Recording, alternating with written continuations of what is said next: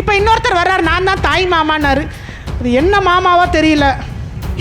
நான் வேற எந்த அர்த்தத்துலையும் சொல்லலப்பா. இந்த வடிவேலு வருவாப்பில, திரிசா திரிசா திரிசான்னு ஊரே சொல்லுது. நான் சொன்னேன்ப்பா, வழக்கு போட்டா போடட்டும்.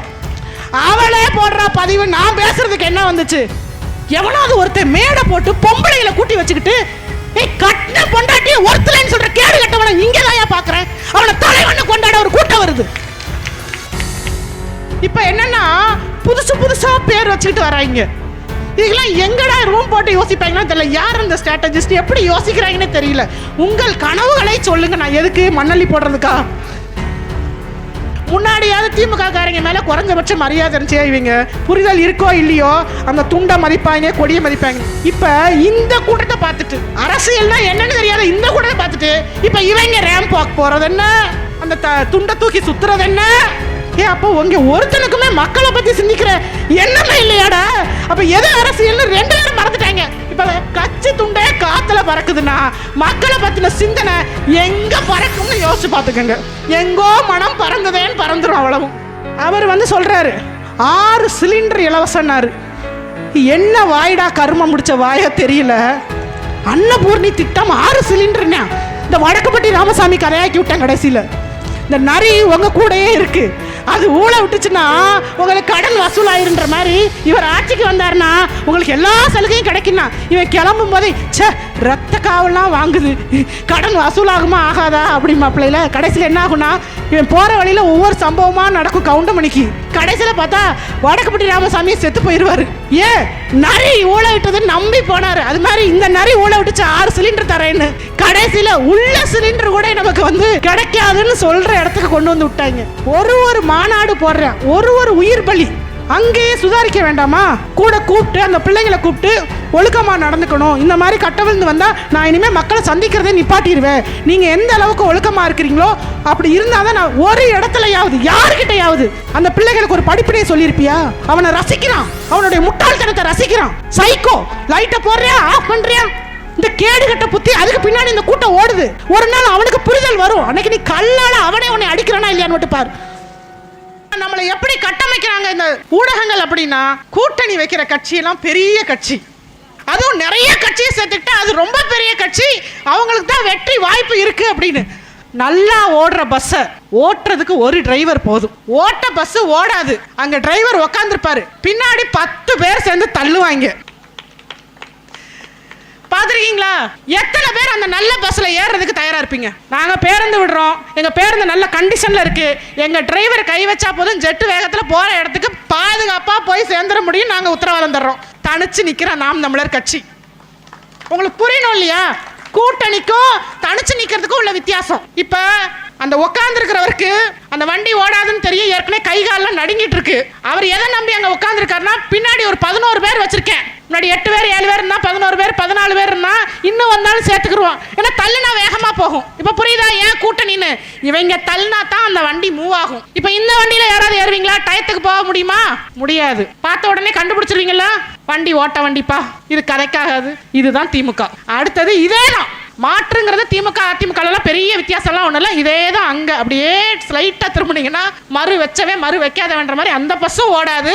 அது இப்பதான் வரிசையா கூப்பிட்டு இருக்காங்க, இவன் வந்துருவான், அவன் வந்து தள்ளா இன்னும் வேகமா போகணும், எக்ஸ்ட்ரா ஆட்களை எல்லாம் எக்ஸ்ட்ரா லக்கேஜை எதிர்பார்த்துக்கிட்டு இருக்கான் இன்னும் தள்ளுறதுக்கு. இதுல 4வது ஒருத்தன் நான் தான் மாட்டுன்னு வந்திருக்கான். இவங்களுக்காது பஸ் கண்டிஷனா இல்ல, டிரைவர் ஓடினா கூட ஓட்டிடுவாப்ல, பஸ் கண்டிஷன் இல்ல, பின்னாடி 10 பேர் சொல்றாங்க. இங்க டிரைவர் சீட்ல உட்கார்ந்து இருக்கவனுக்கு டிரைவிங்கே தெரியாது. அவனை நம்பி ஒரு கூட்டம். ஏன்னா அவரு சினிமால நல்லா வண்டி ஓட்டுவாருங்க, ஏன் நிஜத்துல அவருக்கு டிரைவிங் லைசன்ஸே கிடையாது அப்படின்னா எவனும் நம்ப மாட்டேங்கிறான். அப்படின்னா எவனும் நம்ப மாட்டேங்கிறான். இவ்வளவுதான் வித்தியாசம். இப்ப சொல்லுங்க, எந்த பஸ்ல நாம ஏறினா நம்ம சரியாவும் பாதுகாப்பாவும் போக முடியும்? ஓடுற பஸ்ல ஏறுவீங்களா? 10 பேர் சேர்ந்து தள்ளுற பஸ்ல ஏறுமா? எது பாதுகாப்பு?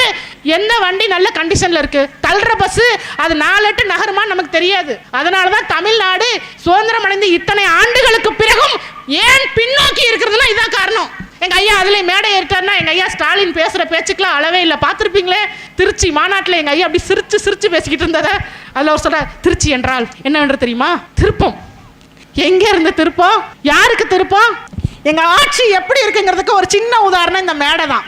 என்ன இருக்கோ இருப்பதை நமக்கு சாதகமாக மாற்றிக்கொண்டு களத்தை சாதகமாக்குவாங்கிறதுக்கு இந்த மேடை தான் உதாரணம். பெரிய பொருளாதார வளர்ச்சி கொண்ட கட்சி இல்லை. இந்த உட்காந்துருக்காங்கல்ல, நாங்கள் தான் எந்த பொருளாதார வலிமையற்ற பின்புலமும் இல்லாத, பெரிய அரசியல் பின்புலம் இல்லாத எளிய பிள்ளைகள் தான் நாங்கள். ஆனால் கிடைச்சா இந்த மரத்தையே மேடையாக மாற்றிருக்கோம்ல. அதனால தான் விளையிற நிலத்துக்கு நெல், விளையாத நிலத்துக்கு ஆடு மாடு, அந்த கழிவை கூட விட்டு வைக்காம பயோகேஸு, தடை இல்லாமல் நம்ம நிலத்துல என்ன கிடைக்குமோ நம்ம நிலத்தையும் வளத்தையும் பால்படுத்தாம எடுக்கணும்னு நாங்கள் சொன்னால் இவங்களுக்கு எரியுது. ஏன்னா அவ்வளோ வெறும் தலைவராக இருந்தால் பரவாயில்ல, அம்புட்டு பேர் தரகைங்க புரோக்கர்ஸ். பாலியல் வன்கொடுமைக்கு ஆளாக்கப்பட்ட கொடூரம். திமுக இளைஞரணி நிர்வாகி போக்சோவில் கைது செய்யப்பட்டிருக்கிறார். இண்டிகோ நிறுவன விமான பணிப்பெண்ணிடம் பாலியல் ரீதியில் அத்துமீறல். திருவள்ளுவர் நகராட்சியின் திமுக கவுன்சிலர் பிரபாகரன் கைது செய்யப்பட்டிருக்கிறார். ஆடை முழுவதும் குருதி கொட்டிய நிலையில் தெருவில் நடந்து வந்த 7 வயது சிறுமி குழந்தையை கடத்தி சென்று சொல்ல முடியாத பாலியல் சித்திரவதைக்குள்ளாக்கிய கொடூரம். கிருஷ்ணகிரி ஊத்தங்கரை அருகே உபகவலசை கிராமத்தில் 75 வயது முதியவரை கொலை செய்து முதியவரின் 70 வயது மனைவி பாலியல் வன்கொடுமை செய்யப்பட்டிருப்பதாக, சென்னை அருகே சிறுமி கூட்டு பாலியல் வன்கொடுமை செய்யப்பட்டிருப்பதாக அண்மை செய்திகளை பார்த்து வருகிறோம். தப்பு பண்ணிதான் குழந்தைய கூட்டிட்டு போய் அரெஸ்ட் பண்ணிட்டு அந்த மாதிரி வந்து குழந்தைய பண்ணிட்டான். மூளை வளர்ச்சி குழந்தையே இப்படி பண்ணிருக்காங்கன்னா நல்ல அவங்களை இன்னும் என்ன பண்ணலாம், தங்கச்சிக்கு நியாயம் கிடைக்கணும். தூத்துக்குடி மாவட்டம் விளாத்திக்குளம் அருகே +2 மாணவி பாலியல் கொலை செய்யப்பட்டிருப்பதாக, சென்னை ஓட்டேரியில் பள்ளி மாணவியை அவரின் அக்கா காதலன் பாலியல் வன்கொடுமை செய்த சம்பவம் அரங்கேறி இருக்கிறது. திருச்சியில் இருந்து சென்னைக்கு ப்ராஜெக்ட் செய்ய வந்திருந்த கல்லூரி மாணவி பாலியல் வன்கொடுமைக்கு உள்ளாக்கப்பட்டிருப்பதாக அண்மை தகவல் கிடைக்கப்பட்டிருக்கிறது. கிருஷ்ணகிரி மாவட்டத்தில் 2 வயது பெண் குழந்தை பாலியல் வன்கொடுமைக்கு ஆளாக்கப்பட்ட கொடூரம். திமுக இளைஞரணி நிர்வாகி போக்சோவில் கைது செய்யப்பட்டார். திமுக அரசு திமுக அரசுன்றாங்கல்ல, இப்ப நீங்க கேட்டீங்கல்ல, இந்த சிறப்புமிக்க அரசு யார் அதிகாரத்துக்கு கொண்டு வந்தது? அவங்களே வந்துட்டாங்களா? நாம செலுத்தின வாக்குதான். பெருமை அடிச்சுக்குவீங்கல்ல, ஜெயிக்கிற கட்சிக்கு தான் ஓட்டு போட்டேன், ஜெயிக்கிற கட்சிக்கு தான் ஓட்டு போட்டேன்னு சொல்லி சொல்லி நீங்க செலுத்தின இந்த வாக்குகள் தான் இந்த அழுகுறாங்களே. இப்ப நான் காட்டுறது வெறும் சாம்பிள் தான். ஒரு பானை சோற்றுக்கு ஒரு சோறு பதம் வாங்கல்ல, அது மாதிரி ஒரு சோறு தான் நசுக்கியிருக்கேன். பானை நிறைய இருக்கு. அவங்க செஞ்ச குற்றங்கள் கேட்டீங்கல்ல, ஓப்பனிங்க எங்க? குற்றம் செஞ்சவன் யாரு? திமுக நிர்வாகிகள். இங்க தப்பு பண்ணனா தண்டனை கிடைக்கும்ன்ற பயம் இருந்தா செய்வானா இப்படி? அவனை காப்பாத்துறதுக்கு காவல்துறை எந்த நடவடிக்கை எடுக்கிறதே இல்ல. இன்னும் சொல்ல போனா இப்ப சமீபத்தில் பார்த்திருப்பீங்க, தூத்துக்குடி மாவட்டத்தில் படிக்கிற பிள்ளைங்க எதுக்கு வெளியில போயிருக்கு?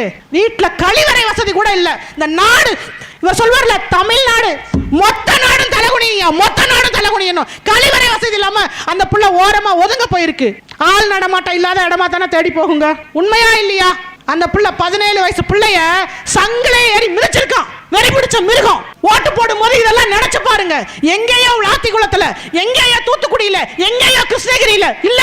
நான் உங்ககிட்ட கேட்கிறேன், எங்கேயோ கூரை வீட்டுக்கு பக்கத்துல நெருப்பு பொறுத்துனா வீட்டுக்கு தீ பிடிக்கும்னு எங்கேயோ ஒரு சம்பவம் நடந்திருக்கும். ஆனா நம்ம வீட்டுக்கிட்ட வந்து எவனாவது பீடியை பத்த வச்சு பூன்னு காத்துல ஊதுனா வேடிக்கை பார்ப்போமா விரட்டுவோமா? வேடிக்கை பார்ப்போமா விரட்டுவோமா? அப்ப நமக்குள்ள ஒரு புரிதல் வரும் இல்லையா? கூரை வீட்டுக்கு பக்கத்துல உட்காந்து பீடியை பத்த வச்சு நெருப்புல போட்டா ஏன் வீடு பத்திக்கின்ற அந்த எண்ணம் வரும்ல. ஏன் இங்க வர மாட்டேங்குது? ஏன் வர மாட்டேங்குது? 7வது வீடு 8வது வீடு தீ பிடிக்கும் போது ஏன் நாம தண்ணியை தூக்கணும்? ஏன்? அப்பதான் அது பரவி நம்ம வீட்டுக்கு வராது. அந்த சிந்தனை ஏன் பெண்கள் மத்தியில வரல? அவன் துணிச்சலா ஒவ்வொரு வாட்டியும் பெண்களை குறி வச்சு தாலிக்கு தங்கம், சரி அது ஏற்கனவே அந்த அம்மாவும் கொடுத்துக்கிட்டு இருந்துச்சு, இவங்க ஆட்சியில் அதுக்கும் பங்கம் கொடுக்கல. அவர் வந்து சொல்றாரு 6 சிலிண்டர் இலவசம்னாரு. என்ன வாய்டா கருமம் முடிச்ச வாயா தெரியல. அன்னபூரணி திட்டம்னாரு. என் வீட்டில எல்லாம் நான் சமைக்கும் போதே என் பிள்ளை பார்த்து சமமா தோசையா ஊத்துற, இட்லியா ஊத்திர. அப்பா சொன்னார், ஏன்னா சிலிண்டர் சீக்கிரம் தீர்ந்து போயிருமா அப்படிங்குது. காசு வச்சிருந்தா கூட சிலிண்டர் கிடைக்காது. இதத்தான் அண்ணன் சீமான் அவர்கள் சொன்னாங்க. பணமே இருந்தா கூட ஒரு நாள் உணவு பஞ்சம் வரும். ஏன்னா இவன் எல்லாத்தையும் தரிசாக்கிக்கிட்டு இருக்கான். நீங்க சொன்னீங்க இல்லையா, ஆறுகள் தூர்வாரப்படல, நாங்களே செஞ்சாலும் செய்ய விடல, பேர் வாங்கிட்டு போயிடுவானு. அதுவும் ஒரு காரணம். ஆனா அதுவே காரணம் இல்லை. ஏன்னா இதையெல்லாம் சரி பண்ணிட்டா உங்க வாழ்வாதாரம் முன்னேறிடும். நாளைக்கு வெளிநாட்டு முதலாளியோ இல்ல வடநாட்டு முதலாளியோ வந்து இடம் கேட்டா கொடுப்பீங்களா? என்ன சொல்வீங்க? ஏ விளையிற பூமியை வந்து கேட்கிற போறியா இல்லையான்னு சொல்வீங்களா மாட்டீங்களா? இதுவே தண்ணி வரல, இந்த நீங்க சொன்னீங்களா டயர் கம்பெனி ஓனர் உறிஞ்சி உறிஞ்சி உறிஞ்சி எடுத்து நிலத்தடி நீர் வத்தி போச்சா இல்லையா? இப்போ இதுல அவன் டபுள் பெனிஃபிட். திமுக காரன் எல்லாத்துலயும் டபுள் பெனிஃபிட் அடைவாங்க. நாட் ஒன்லி திமுக, திராவிடம் என்றாலே டபுள் பெனிஃபிட் தான். ஒய்ஃப்ல இருந்து எல்லாமே டபுள் டபுளா இருக்கும். திராவிடம்னு அர்த்தமே அதான். சரி பாலாவது வச்சுக்கப்பா, 2 இல்லை மல்டின்னு வச்சுக்க. Multiple benefits. டயர் கம்பெனிக்காரன் ஒரு பக்கம் உறிஞ்சி எடுத்தானா அவன்கிட்ட கலெக்ஷன் பண்ணிக்கிடுவாங்க. இன்னொரு பக்கம் நிலத்தடி நீர் வத்திருச்சுன்னா உங்களுக்கு விவசாயம் பண்ணணுன்ற எண்ணம் கனவுலையும் வராது. எப்பா ஒன்றும் விளையல, நிலம் காஞ்சு போயிருச்சு, எவனாவது நல்ல விலைக்கு கேட்டால் கொடுத்துருவோம் அப்படிமா. நல்லா விளையும் போது கேட்டால் கோடி ரூபாய்க்கு கேட்டால் கூட கொடுக்க மாட்டீங்க. ஆனால் விளையலை நீ ஒன்றுமே பண்ண முடியாது, வாழ்வாதாரம் போயிருச்சு, இருக்கிற கடனை அடைக்கணும்னு கேட்டால் 5000க்கு கேட்டாலும் கொடுக்கறதுக்கு ரெடியாக இருப்பீங்க. இப்போ உங்கள் நிலத்தை வாங்கி அந்த முதலாளிக்கு கொடுத்த கமிஷனும் வாங்கின மாதிரி ஆகிப்போச்சு. இப்போ இந்த முதலாளிகிட்ட இருந்து கமிஷன் வந்த மாதிரி ஆகிப்போச்சு.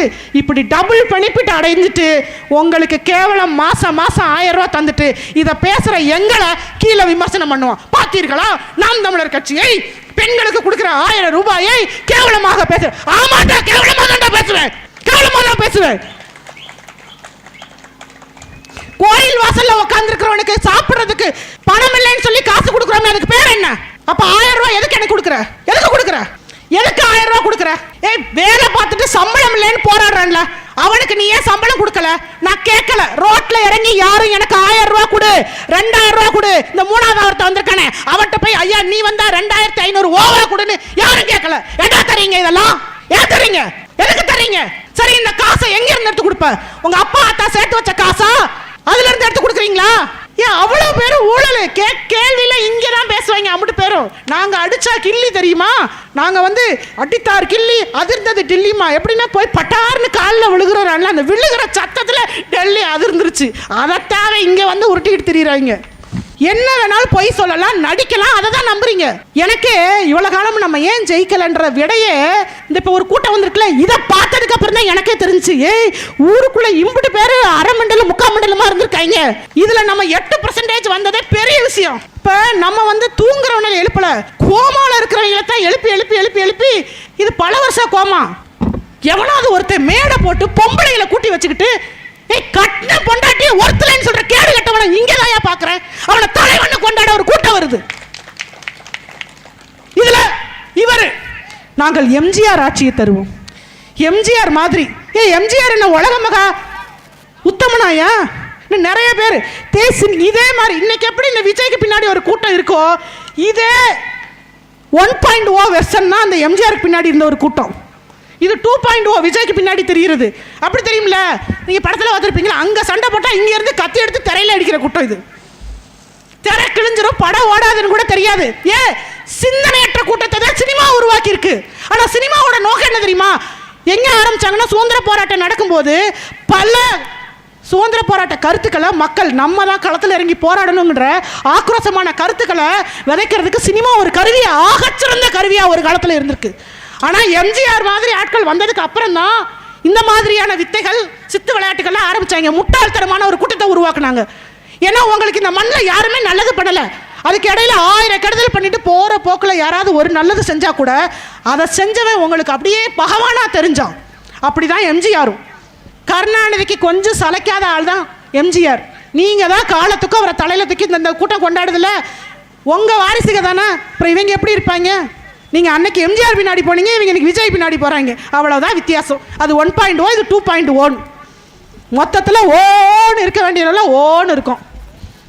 ஏன் நீங்கள் எல்லாம் இப்படி நடிகர் பின்னாடி ஓடினதுனால. அதனால தான் அன்னைக்கு காமராஜர் சொன்னான், நீ கூத்தாடி பின்னாடி போவா, அவன் கூத்தியா பின்னாடி போவான்னு ஐயா காமராஜர் சொல்லியிருக்கிறார். அதில் இன்னைக்கு கொஞ்சமும் மாற்றமே இல்லையே. நாம சரியா சிந்திச்சிருந்தா உங்க பிள்ளைங்க நாங்க ஏங்க மேடை ஓட்டு பேசுறோம்? சரியான ஆட்சியும் அதிகாரத்தையும் நீங்களே தீர்மானிச்சிருந்தீங்கன்னா இன்னைக்கு நாங்க நிக்க வேண்டிய அவசியமே இருந்திருக்காது.